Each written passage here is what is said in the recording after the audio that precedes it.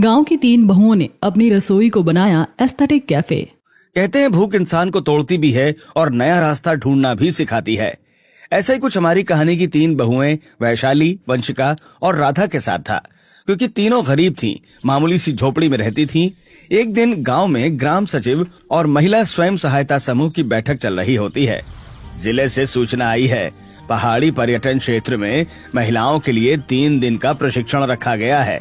वहां दिखाया जाएगा कि लोग छोटे छोटे कैफे, होम स्टे और हस्तकला से कैसे कमाई करते हैं। पर ये सब फ्री है, आपको अनुभव भी हो जाएगा। गांव की औरतें उत्साहित होकर ताली बजाती हैं। ये हम जैसी महिलाओं के लिए एक अच्छा मौका है। चलो सुशीला काकी, आप भी चलना। ना बाबा ना, मैं नहीं जाऊंगी, मुझे पहाड़ों पर जाने से डर लगता है और वहाँ पर ठंड भी है, मुझे नहीं जाना। तभी महिला समूह की अध्यक्ष कौशल्या को चुनती हैं। चाची, आप हाथ की कला में सबसे अच्छी हैं। आप अपनी तीनों बहुओं के साथ जाइए, सीख कर आएंगी तो पूरे गांव को फायदा होगा। अरे हम गरीब लोग वहाँ जाकर क्या सीखेंगे?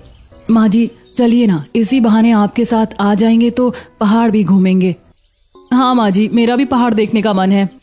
लेकिन वंशिका, तुम सब बस में जा तो सकते हो, लेकिन तुम्हें आधा किराया देना होगा क्योंकि चाची जी के टिकट फ्री हैं। हाँ हाँ, आप चिंता मत कीजिए, हम दे देंगे। तब सास के साथ तीनों बहू का नाम भी वहाँ लिख जाता है और फिर चारों घर आते हैं।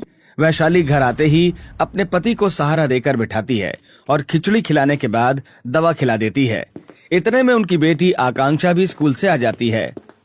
मम्मी, मैं स्कूल से आ गई। आपको पता है आज क्या हुआ? हिंदी के मैंने सही आंसर बताए, फिर भी उन्होंने मुझे खड़ा करके गलत आंसर वाले बच्चों को बिठा दिया।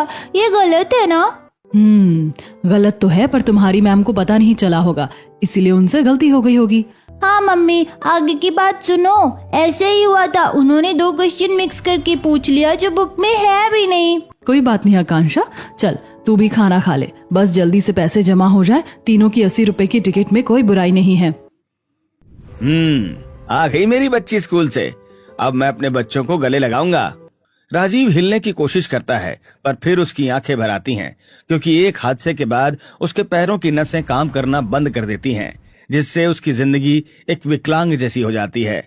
तभी गुस्से में तकिया फेंक देता है और आकांक्षा उस तकिए को उठाकर अपने पिता के पास रखती है और गले लगा लेती है।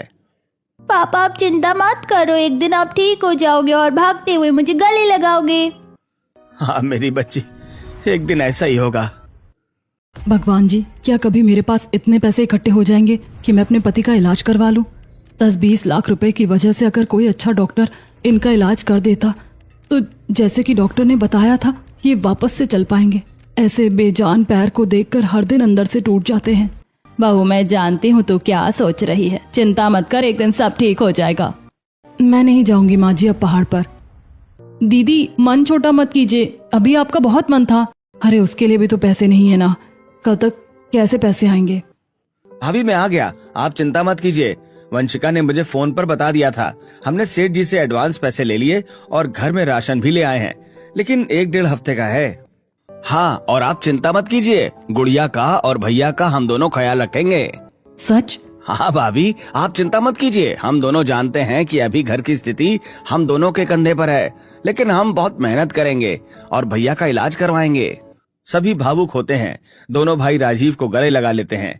पैसा जमा होने पर अगले दिन चारों सास बहू बस में पहाड़ों पर यात्रा करने पहुंच जाती हैं। वो पहाड़ों की घुमावदार सड़कों से गुजर रही थीं कि सुंदर नजारों को देखकर, माँ जी, बस के गोल गोल घूमने पर मुझे चक्कर आ रहा है, लेकिन बाहर का सुंदर नजारा देखे बिना मन भी नहीं मान रहा। पहाड़ों पर ऐसा ही होता है बहू, तो बस उल्टी मत करना। वैसे मैं हाजमोला लेकर आई हूँ, तीनों की तीनों खा लो। शुक्रिया माँ जी। तीनों बहुएं पहली बार इतने ऊंचे पहाड़ देख रही हैं। बादल सड़क को छू रहे हैं। फिर उनका पहला दिन, दूसरे दिन प्रशिक्षण होता है। सुंदर से स्टे में रहते हैं, खाना खाने को मिलता है। अगले दिन बाकी औरतें भी पहाड़ों को घूम रही होती हैं। वहीं चारों सास बहू भी निकल जाती हैं, जहां उन्हें रास्ते में सुंदर सुंदर कैफे दिखाई देते हैं। माँ जी, ये कितनी अच्छी रसोई है ना, कितना सुंदर सजा रखा है और कितने सारे लोग इतने अच्छे अच्छे चीज खा रहे हैं जो मैंने कभी देखी नहीं। मेरा भी मन कर रहा है खाने का। और मेरा भी। दीदी देखो तो दरवाजे पर फूलों की बेल है, लाइट लगी हुई है, बांस की कुर्सियां हैं और मिट्टी के बर्तन भी हैं। तुम इस वाले रसोई को देख रही हो? अपने दाएं और देखो, उनके ढाबे वाली रसोई में नीचे से पानी भी बह रहा है। लोग नंगे पांव जाकर खुशी से खाना खा रहे हैं। बहू, ये जितना सुंदर है उतना महंगा भी है। चलो आगे चलते हैं। आगे जाकर उन्हें एक और सुंदर बांस का बना पूरा कैफे दिखाई देता है। इसके साइड में झरना बह रहा था और सुंदर सुंदर लाइट चमक रही थी। तीनों बहू अंदर जाकर बैठ जाती हैं। तभी कैफे ओनर आता है। मैम, आप क्या लेना पसंद करेंगी? ये लीजिए मेन्यू, आप डिसाइड कर लो तो हमें बता देना। मेन्यू देखकर ओनर चला जाता है। तभी मेन्यू को देखते ही वंशिका के होश उड़ जाते हैं। क्या हुआ बहू, ये देखकर इतना बड़ा मुंह क्यों फाड़ रही है? मुंह क्या माँ जी, आँख नाक गला भी फटेगा। इसके अंदर अदरक वाली चाय 180 रुपए की है, आलू का पराठा 200 रुपए का है और मक्खन वाला 300 रुपए का है। इतना ही नहीं, चाय बिस्किट 150 के हैं और जैम ब्रेड 400 की। शर्मा जी, इतने में तो हमारे 2 दिन का राशन आ जाएगा। हाँ सच में, पहाड़ों पर ये मामूली सी 10 रुपए की चीज इतनी महंगी होती है। अरे राधा, वंशिका, माँ जी, वो ओनर जल्दी आए, इससे पहले हम निकल जाते हैं। ये सुनकर घबराहट के मारे चारों वहाँ से वापस आ जाती हैं और भूख लगने की वजह से चलते चलते एक छोटी सी चाय की टपरी पर बैठ जाती हैं। अरे भैया, आप भी उसे रसोई वाले की तरह 180 रुपए की चाय देते हो क्या? नहीं बहन जी, मैं तो मामूली चाय 20 रुपए की देता हूँ और अदरक वाली कुल्हड़ की चाय 30 रुपए की। अरे बेटा, जब तुम इतनी सस्ती चाय दे रहे हो तो वो इतनी महंगी चाय क्यों दे रहा है? माता जी, जगह और चीजों का फर्क है। देखिए, उसकी कितनी बड़ी जगह है और झरने के पास है, सुंदर नजारे हैं, सुंदर बैठक बना रखी है और अगड़म बगड़म चीज बना कर देता है, इसलिए महंगा है। लोग खाना खाने नहीं, नजारे देखने के पैसे देते हैं, यादें बनाने के लिए। और मेरी छोटी सी दुकान में इतनी चीज है नहीं, फिर पहाड़ों से ऊपर सामान लाना पड़ता है, तो मेरी सिर्फ 10 रुपए की महंगी चाय है, वरना मैं भी महंगी नहीं 10 रुपए की ही देता। अरे नहीं भैया, आप लोग मेहनत करते हो ऊंचे ऊंचे पहाड़ों पर, ये सब कैसे लाते हो? आपका तो जायज है और बहुत सस्ती चाय दे रहे हो। हम चारों को दे दीजिए। ये लीजिए। चाय पीकर चारों बहू सुंदर नजारा देख रही होती हैं। अच्छा हुआ मैं यहाँ पर स्वेटर लेकर आई हूँ, ठंडी भी है। अपनी बहुओं के साथ पहाड़ों पर चाय पीकर अच्छा लग रहा है और ठंड भी छूट रही है। हाँ माँ जी, हमें भी ये पल याद रहेगा। वैसे यहाँ सबने अपनी ढाबे वाली रसोई बहुत अच्छी बना रखी है, लेकिन भैया आपके हाथों की चाय का स्वाद ही अलग है। शुक्रिया बहन जी। आपको पता है, लोग इसे यहाँ ढाबे वाली रसोई नहीं बोलते, एस्थेटिक कैफे बोलते हैं, मतलब अनोखी रसोई। ये तो सही है, लेकिन इतने पास पास में इतने सारे कैफे क्यों हैं? क्योंकि बहन जी, ये घूमने वाली जगह है। यहाँ बहुत सारे तादाद में लोग घूमने आते हैं, तो खाने के लिए ऐसी जगह ही तो चाहिए होती है, इसीलिए। बेटा, तुमसे मिलकर अच्छा लगा, ये लो तुम्हारे पैसे। यहाँ से घूमने के बाद तीनों बहू सास के साथ आगे चलती हैं और अपना तीसरा दिन भी पूरा करके वापस गांव में आ जाती हैं, जहाँ उन्हें फिर से अपनी गर्मी, गरीबी और वही पुराने दिन का सामना करना पड़ता है। बेटी अपनी माँ और दादी को देखकर गले से चिपक जाती है। अच्छा हुआ मम्मी आप चारों आ गए। आज तो चाचू ने खाना ही नहीं बनाया, दोनों चाचू चाय देकर काम पर चले गए। पापा और मैंने कुछ नहीं खाया है। हे भगवान, अब से तुम्हें भूख लग रही होगी। कोई बात नहीं, मैं खाना बना देती हूँ। वैशाली जल्दी से दाल चावल बना देती है और अपनी बेटी और पति को खिला देती है, फिर दवाई भी देती है। काश पैरों से लाचार नहीं होता, माँ तो अपनी बेटी को भूखा नहीं रखता। कोई बात नहीं बेटा, अब तू चिंता मत कर, वैशाली ने खाना बना दिया है और तू ये सब मत सोच कर, अच्छा अच्छा सोचा कर। अच्छा सोचने से माँ पैरों पर थोड़ी खड़ा हो जाऊंगा। तभी वैशाली एक कटोरी में गर्म तेल लेकर आती है और अपने पति के पैरों की मालिश करती है। मेरा दिल कहता है एक दिन आप चंगे हो जाएंगे। मेरी दीदी की बातों पर पूरा भरोसा है भाई साहब जी। इतने में दोनों बेटे घर आ जाते हैं। कौशल्या उन्हें डांट लगा देती है। ऐसे ही कैलाश के लाए राशन को तीनों बहुएं 2 घंटे तक चला देती हैं, कम कम और पानी वाला खाना बनाकर। लेकिन अब उनके घर में कुछ भी नहीं था, डिब्बे खाली पड़े थे। माँ, खाली पेट मेरे को स्कूल में अच्छे नहीं लगता, भूख लगने से सर दर्द भी होता है, मैम का पढ़ाया हुआ समझ भी नहीं आता है, मुझे दूध दे दो। हे भगवान, इस छोटी सी बच्ची को कैसे समझाऊं कि आज घर में दूध ही नहीं है। अरे आकांक्षा, तुम्हें पता है मैं क्या पी रही हूँ? चाय से अच्छा है और ताकतवर भी, इसे पीकर देखो। वाह चाची, तो बहुत अच्छा, अब मैं स्कूल जा सकती हूँ। चलो मैं तुम्हें स्कूल छोड़ देती हूँ। ऐसा बोलकर वंशिका स्कूल छोड़ने चली जाती है। तब वैशाली राधा के आंसुओं को पोंछ देती है। कैसी परिस्थिति आ गई ना दीदी, आज हमारी बच्ची दूध की जगह गुड़ वाला पानी पीकर गई है। यही तो बुरा लग रहा है। सिर्फ मेरी बेटी के लिए हम अपने परिवार के लिए कुछ कर ही नहीं पा रहे। मैं सोच रही हूँ दूसरों के घर में काम देख लूँ। नहीं दीदी, आप मत देखिए, भाई साहब को आपकी जरूरत है, मैं कर लूंगी। कोई नहीं जाएगा, मैं नहीं चाहती तुम किसी और के यहाँ वहाँ काम करो। आजकल माहौल बिल्कुल भी अच्छा नहीं है महिलाओं के लिए। इतने में मुंह लटकाए दोनों बेटे भी आ जाते हैं और वंशिका भी। क्या हुआ, तुम लोग शांति से आकर ऐसे खड़े क्यों हो गए हो? चेहरे पर तो 12 बज रहे, बताओगे? वो माँ, हमारी नौकरी छूट गई माँ। अब यही चिंता खाई जा रही है कि घर का खर्चा कैसे चलाएंगे। भैया के बाद हम दोनों को ही देखना था और हम भी चूक रहे हैं। पर चिंता मत कीजिए, हम कहीं और भी काम की तलाश जारी रखेंगे। ये सब सुनकर घर में सब हक्के बक्के रह जाते हैं। राजीव को भी धक्का पहुंचता है। तब घर का राशन चलाने के लिए एक बहू दुकानदार से उधार सामान लेकर आती है। पर 4 दिन बाद वही परेशानी फिर से घर में। दाल चावल आटा कुछ नहीं होता है, न बेटों को नौकरी मिलती है। बीच वाली बहू तेल की बोतल को पिछले 5 मिनट से कढ़ाई में उल्टा करके देख रही थी। तब उसमें से 2 बूंद टपकती है। हे भगवान, आज पूरे घर का खाना कैसे बनेगा? तेल तक नहीं है। वो देखिए, बिजली बिल, आकांक्षा की स्कूल फीस, भैया की दवाई, सबकी पर्ची साथ रखी है। मुझे लगता है अब हमें कोई काम देख लेना चाहिए, ऐसे बात नहीं बनेगी। पहाड़ पर गए थे, कितनी शांति थी ना, किसी बात की चिंता नहीं थी। और यहाँ आते ही ये सब। वो पहाड़ वाले लोगों की रसोई कितनी सुंदर थी ना, बढ़िया बढ़िया जगह वाली, हल्के सफेद पर्दे, लाइट, झरना, मैगी, सब। दीदी आइडिया आया। माँ जी, हमारे गांव में भी तो पुराना महल, बावड़ी और झील है। वहाँ भी रोज टूरिस्ट आते हैं, तो अगर हम उन लोगों को खाना खिलाने के लिए अपनी रसोई बना ले तो क्या बुरा है? आपका मतलब दीदी वैसे वाला कैफे, और हमारा घर तो मेन रोड पर भी है। मतलब हम उनके जैसी रसोई बना ले। यहाँ पर तो लोग खींचे चले आएंगे, क्योंकि यहाँ पर ऐसा है ही नहीं। वाह बहू, अब तुम्हें कोई रोक नहीं सकता। यही तुम्हारे कमाने का जरिया बनेगा। मैं सजावट बना दूंगी, तुम तीनों स्वाद बना देना। फिर देखना हमारी गरीबी भी एक दिन इस पहाड़ के पीछे छूट जाएगी। चारों एक दूसरे का हाथ पकड़ती हैं। यहीं से उनके देसी एस्थेटिक कैफे का सपना जन्म लेता है, जिसके लिए कौशल्या खराब कबाड़ी जैसी चीज, जैसे कि बोतल, नारियल के खोखले और बाकी चीजों को इकट्ठा करती है और उनसे अलग अलग कृतियां बनाती है। फिर उनसे वॉल हैंगिंग और फूल गमले बनाती है। और बहुएं मिट्टी गोबर को लेकर 4 चूल्हे लीपती हैं।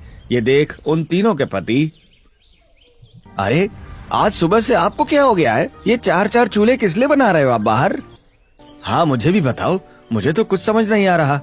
हम अपनी रसोई तैयार कर रहे हैं, और वो अतरंगी रसोई होगी जिसे देखकर लोग यहाँ आएंगे और हमारे हाथ का खाना खाएंगे, क्योंकि यहाँ पर घूमने वाली जगह भी है और अब यही हमारी कमाई का जरिया बनेगा। हाँ बेटा, और इसमें मैं अपनी बहू के साथ हूँ। क्या तुम हो? हम तो खाली ही बैठे हैं माँ, अगर आपके काम आ जाएंगे तो अच्छा होगा। अरे भाई साहब, आप तो फर्नीचर वगैरह का काम करते थे ना, तो आप टेबल, कुर्सी, दरवाजे और रसोई का ढांचा तैयार करवा दीजिए।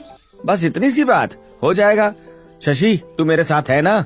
हाँ भैया, मैं कितना बदनसीब हूँ। हमारे नए काम में सबका सहयोग होगा, लेकिन मेरा नहीं। मैं किसी चीज के लायक नहीं हूँ। मुझे जीने का कोई हक नहीं है।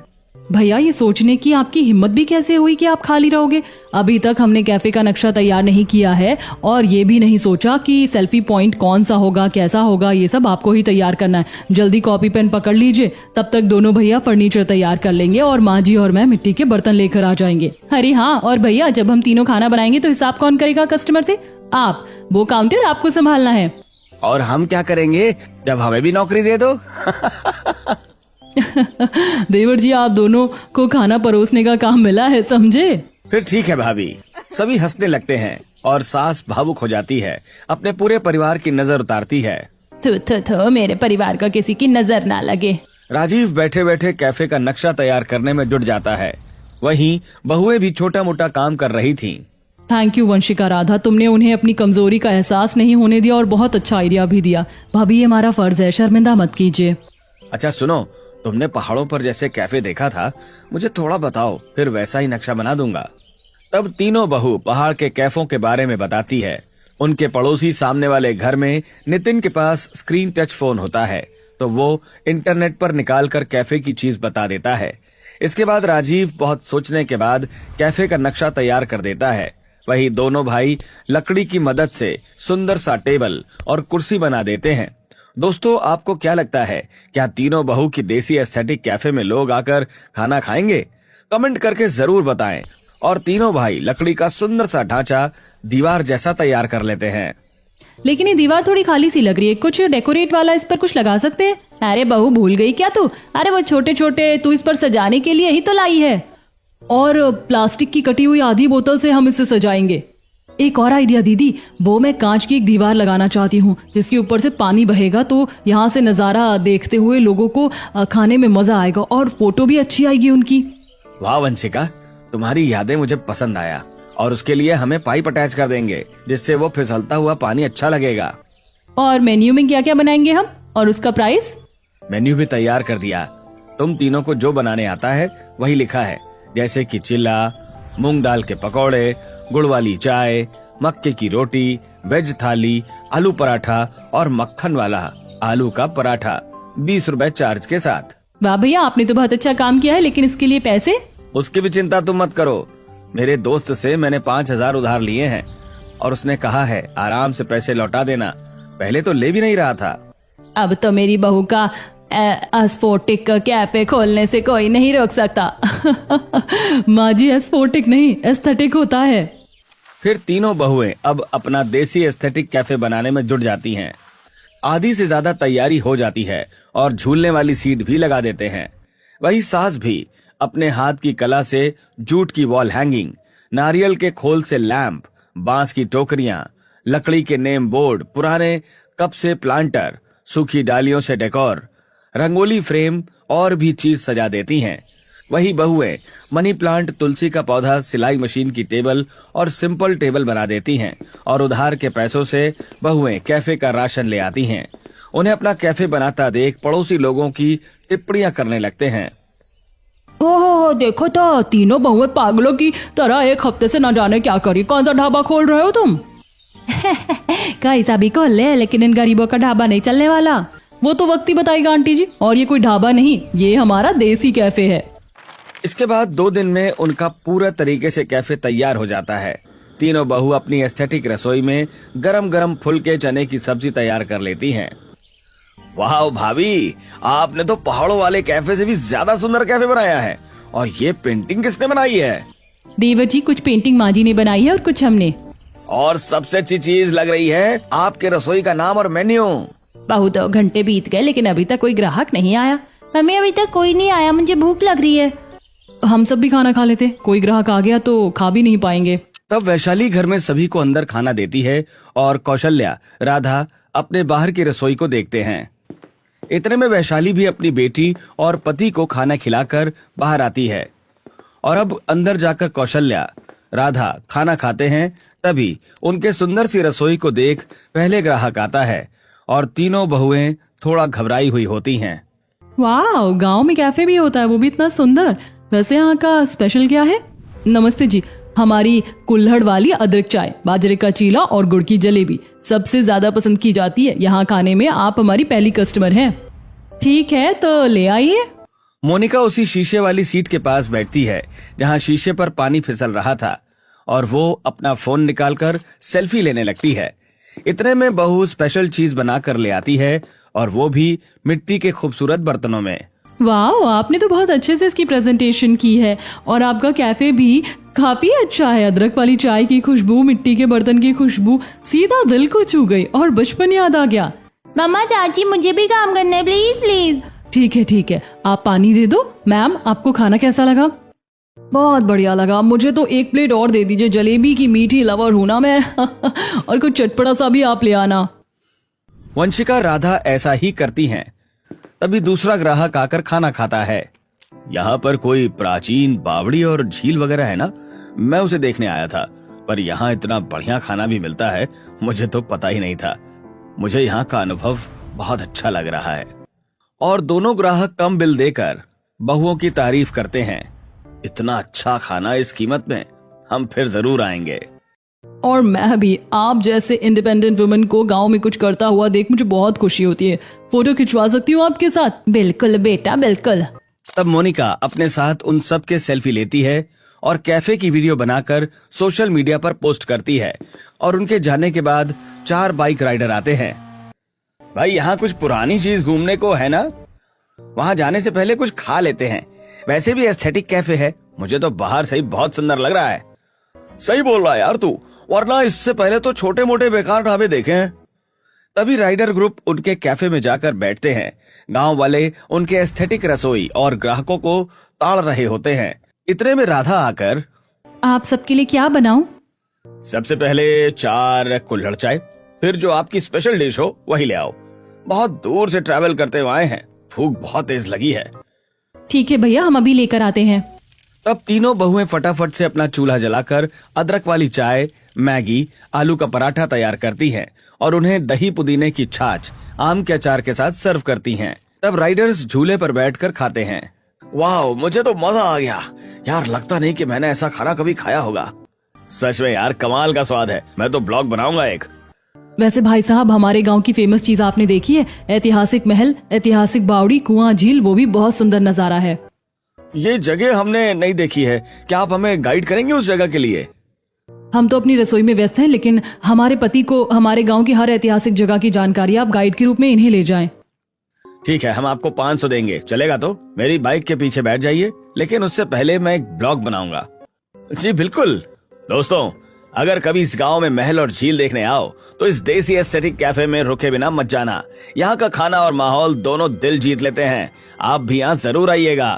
वो राइडर ऐसा कहकर वीडियो अपलोड कर देता है। फिर कैलाश अपने गांव के सुंदर ऐतिहासिक जगहों को दिखाता है, जैसे कि 300 साल पुरानी राजमहल को, उसके बाद ऐतिहासिक बावड़ी और फिर कमल झील को।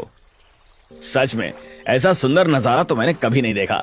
आपका गांव बहुत शानदार और खूबसूरत है और शांत भी।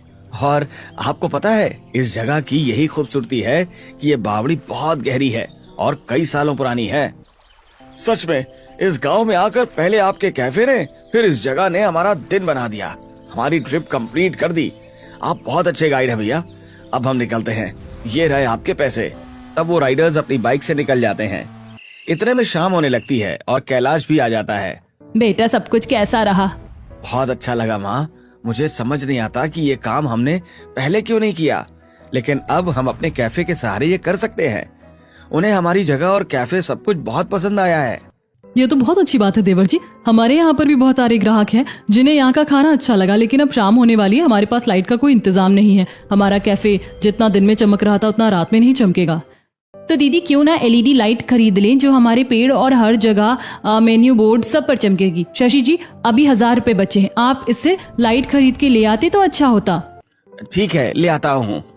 शशि छाछ पीकर लाइट खरीदने चला जाता है और सुंदर लाइट्स खरीद कर ले आता है, जिससे तीनों बहुएं अपने कैफे के हर एक कोने को, यहाँ तक के मेन्यू बोर्ड को भी सजा देती हैं।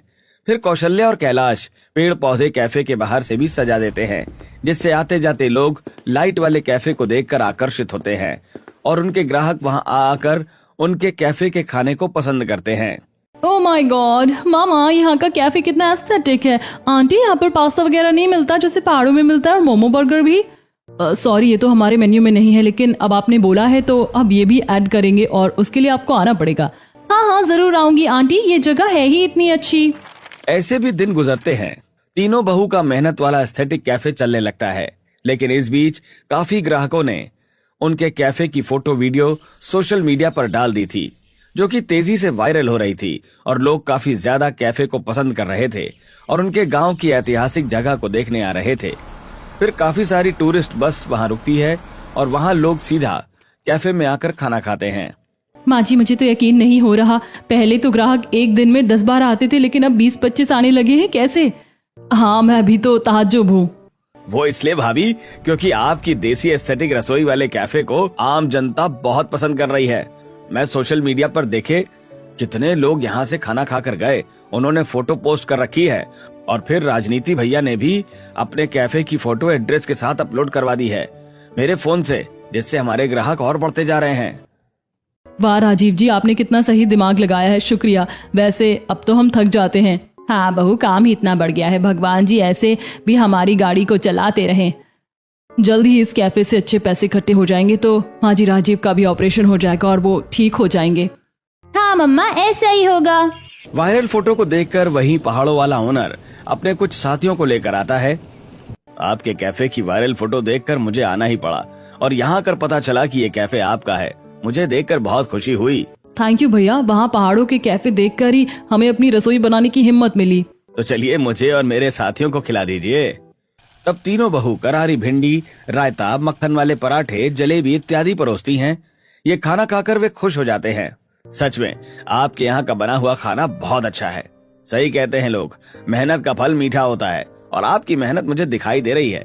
आपके कैफे की प्लस पॉइंट चीज बताऊं? आप यहाँ चीज पास्ता, बर्गर, मोमो भी रख सकते हैं और वो बनाने का तरीका मैं आपको बता दूंगा। मुझे खुशी होगी आपकी मदद करके। हमारी मदद के लिए बहुत बहुत शुक्रिया बेटा। भैया, जब तक हम आपके साथियों की व्यवस्था कर देते हैं, आप दूर से आए हैं, आराम कर लेंगे ना? तब दोनों बहुएं मिलकर अपने घर के अंदर उन्हें बैठा देती हैं, जहां पड़ोसी से छोटा कूलर मांगकर राधा वहीं लगा देती है और ओनर भी कुछ देर बाद कैलाश से सामान मंगवा देता है और कौशल्या जल्दी से तंदूर बना देती है, जिसमें ओनर उन्हें तंदूरी मोमोज, बर्गर, पिज्जा और बाकी की चीज भी बनाना सिखाते हैं। जिसके बाद वो चले जाते हैं। अब देसी चीज के साथ बहू की मॉडर्न चीज भी कैफे पर ग्राहक पसंद कर रहे थे, लेकिन इन सब चीजों से 10 मीटर की दूरी वाले जसविंदर के ढाबे के ग्राहक कम हो जाते हैं, जिस वजह से वो तीनों बहू की रसोई से नफरत करने लगता है और उनकी रसोई के सामने आता है। इन लोगों ने मेरी बरसों की मेहनत पर पानी फेरा है और ना जाने कैसी रसोई, कैसा ढाबा तैयार किया है, जो लोग इधर ही आ रहे हैं और खाना भी अलग अलग तरह का देने लग गए हैं। इनको तो मैं छोड़ूंगा नहीं, जैसे वायरल हुए हैं ना, ऐसे ही बदनाम करूंगा। ढाबे वाला पहली रात तो अपने ढाबे का कचरा उनके कैफे के सामने फेंक देता है, जिससे बहुओं को बहुत बुरा लगता है। उनके कैफे से बहुत बदबू आती है। शुरू के ग्राहक आते ही नहीं हैं, फिर बहुओं को साफ सफाई करनी पड़ती है। पता नहीं कौन बेवकूफ है जिसने हमारी रसोई के आगे अपना कचरा डाल दिया। इतने में गांव का सरपंच और बूढ़ा चाचा आता है। वैशाली, वंशिका, राधा, तुम भी अपनी सासू माँ की तरह होनहार निकली, पर तुमने तो हमारे गांव का नाम रोशन कर दिया। बहुत सारे लोग कह रहे हैं कि हमारे गांव में ऐसा कैफे पहला है जहां लोग दूर दूर से खाना खाने आ रहे हैं और पर्यटन वालों ने हमें कहा है कि तुम्हें अवार्ड भी देंगे, इसलिए मैं तुम्हारे कैफे के पास कैमरा लगवा रहा हूँ। आखिर तुम लोगों की इतनी मेहनत लगी है। शुक्रिया सरपंच जी। आप दोनों क्या खाएंगे बताइए ना। मैंने सुना है बहू, तेरे देसी रसोई का नाम एस्थेटिक है, तो 1 प्लेट एस्थेटिक लगा दे और मिर्च थोड़ा कम रखना। मुझे तो बहू चीज, मैगी, पिज्जा ऐसा कुछ खिला दे, पहली बार खाऊंगा। सरपंच जी, आपका तो आ जाएगा, लेकिन चाचा एस्थेटिक कोई खाना नहीं, हमारे कैफे की सजावट है, उसे बोलते हैं। अच्छा, तो सजावट नहीं खानी, फिर 2 आलू के पराठे लगा दे, सुबह से पेट में चूहे कबड्डी खेल रहे हैं। तीनों बहुएं उन्हें खाना परोसती हैं। इतने में चाचा फोटो खिंचवाने वाली दीवार के पास खड़ा होकर फोटो खिंचवाने लगते हैं। बस करो चाचा, बस करो, मेरा फोन भर गया है। अरे पहले खा लो, ठंडा हो गया तो फोटो में मक्खन पिघलाकर पेट थोड़ी भरेगा। आसपास के ग्राहक भी हंस पड़ते हैं। वहीं जसविंदर अपने फोन से वीडियो बनाता है। दोस्तों, मैं इस जगह का खाना खाया। ये तीनों बहू बहुत गंदा खाना और मिलावटी खाना खिलाती हैं, नकली मक्खन वाला, इसलिए आप सब लोग मत खाना। मेरी तो ये सलाह है, मुझे आप लोगों की फिक्र है, बाकी आप जानो। कैमरा बंद करने के बाद ढाबे वाला उस वीडियो को अपलोड कर देता है और हंसने लगता है। अब बताऊंगा इनको। ढाबे वाले के ऐसा करने के बाद तीनों बहुओं के एस्थेटिक कैफे के इंटरनेट पर धज्जियां उड़ जाती हैं। ग्राहक कम आने लगते हैं और नितिन के फोन पर काफी सारे कमेंट्स आते हैं, जो वो बहू को बताते हैं और बहू को बहुत निराशा हासिल होती है। और अगले दिन ही ढाबे वाला रातों रात उनके सारे लाइट, फूलों को, यहाँ तक के बैठने वाली जगह तक को खराब कर देता है। और अपने कैफे की ऐसी बदतर हालत देखकर तीनों बीवी रोने लगती हैं और सास सर पीटने लगती है। ए भगवान, कौन हमसे जलते, किसने ये सब किया है? जिसने भी ऐसा किया है मैं उसे छोड़ूंगा नहीं। मैं भी भैया, बस एक बार पता चल जाए ये हालत किसने की है। हम तीनों ने कितनी मेहनत से अपना कैफे बनाया था और आधे से ज्यादा नुकसान कर दिया। जो भी हो दीदी, बड़ा ही बुज़दिल था, लेकिन हम दोबारा मेहनत करके अपने कैफे को सही करेंगे। चाचा चाचा, अंकल ने कैमरा लगाया था, उस कैमरे में जरूर कुछ होगा। अरे हाँ आकांक्षा, इसे चेक करते हैं। तब बहुओं के कैफे की ऐसी हालत देखकर लोग इकट्ठा हो जाते हैं और फिर नितिन कैमरा चेक करता है, जिसमें सब कुछ साफ साफ दिखाई दे जाता है। कि ढाबा मालिक जसविंदर ने ही रात में जाकर तोड़ फोड़ की है। फिर सरपंचों से सजा सुनाती है। गांव वाले पुलिस को बुलाते हैं। दूसरे की मेहनत उजाड़ना भी अपराध है। अब कानून जवाब देगा तुम्हें। शर्म नहीं आती? औरतों की रसोई से डर गए? अब मुझे छोड़ दो सर, मुझे जाने दो। मैं लालच में आकर किया था। पहले तू इन बहुओं की मेहनत का हर्जाना भर। ढाबा मालिक शर्मिंदा होकर पकड़ लिया जाता है। वो हर्जाना भी भरता है और 1 महीने के लिए जेल की सजा पाता है। कुछ दिन बाद तीनों बहू अपने कैफे को पहले से भी ज्यादा और खूबसूरत कर देती हैं। लोग फिर से वहां का खाना खाकर तारीफ करते हैं। फिर जिला पर्यटन विभाग के अधिकारी कैफे आते हैं। वे पूरा कैफे देखते हैं। आप लोगों ने गांव की पहचान ही बदल दी है। अब जो टूरिस्ट महल, कुआं और झील देखने आएंगे, उन्हें यहाँ रुकने की भी वजह मिलेगी। इसलिए आपके देसी एस्थेटिक कैफे को बेस्ट रूरल एस्थेटिक कैफे का सम्मान देते हैं। Thank you so much sir. मुझे तुम तीनों पर नाज है। सास सम्मान पत्र तीनों बहुओं के हाथ में देती है। इस तरह दोस्तों, उनका कैफे बहुत अच्छे से चलता है और 2 महीने बाद उनके पास इतने पैसे हो जाते हैं कि राजीव के ऑपरेशन के पैसे इकट्ठे हो जाते हैं और उसके ऑपरेशन के बाद वो फिर से अपने पांव पर खड़ा हो जाता है और चलने लगता है। और तीनों भाई तीनों बहू के साथ कैफे का बिजनेस संभालते हैं और अपने घर को भी अच्छा पक्का बनवाकर वहां खुशी खुशी रहते हैं। जब मेहनत में अपनापन, स्वाद में मिट्टी की खुशबू और घर में एकता हो तो छोटी छोटी रसोई भी दुनिया की सबसे खूबसूरत मंजिल बन जाती है। दोस्तों, अगर आपके पास भी कोई कमाई का कोई जरिया नहीं होता और आपको ऐसा ही कैफे खोलना होता, तो आप अपने कैफे के लिए कौन सा नया आइडिया जोड़ते? हमें कमेंट करके जरूर बताएं।